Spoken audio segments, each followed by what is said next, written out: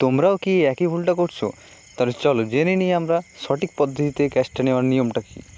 তো আজকে আমি ফ্ল্যাট ক্যাচ শেখাবো, মানে কীভাবে নিতে হয়। তো তার আগে তোমাদেরকে জানতে হবে যে ফ্ল্যাট ক্যাচ কত ধরনের হয়। ফ্ল্যাট ক্যাচ 3 ধরনের হয়।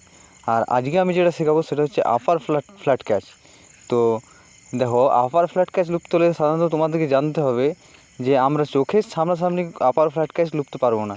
কারণ চোখের সামনে নিলে কী হবে, বলটা আমাদের চোখের সামনে এলে বল আমরা ঠিকঠাক ফোকাস করতে পারবো না, অতএব বল মিস হলে আমাদের মুখে লাগার সম্ভাবনা থাকতে পারে।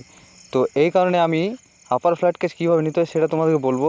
ব্যাপারটা হচ্ছে যে আপার ফ্ল্যাট ক্যাচ নিতে হলে সব সময় সাইড ওয়াইজ আপার ফ্ল্যাট ক্যাচ নিতে হবে। মানে সাইড ওয়াইজ মানে কি, তুমি বলটা নেবে যখন তোমার সাইডে টেনে নেবে, ঠিক আছে?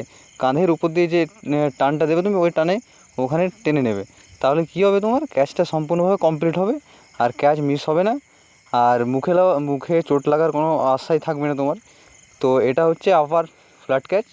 আশা করি তোমাদের ভিডিওটা খুব ভালো লাগলো। আপার ফ্ল্যাট ক্যাচ তোমরা কন্টিনিউ রেগুলার প্র্যাকটিস করো, তোমরা লাইভ ম্যাচে খুব ভালো ফলাফল পাবে।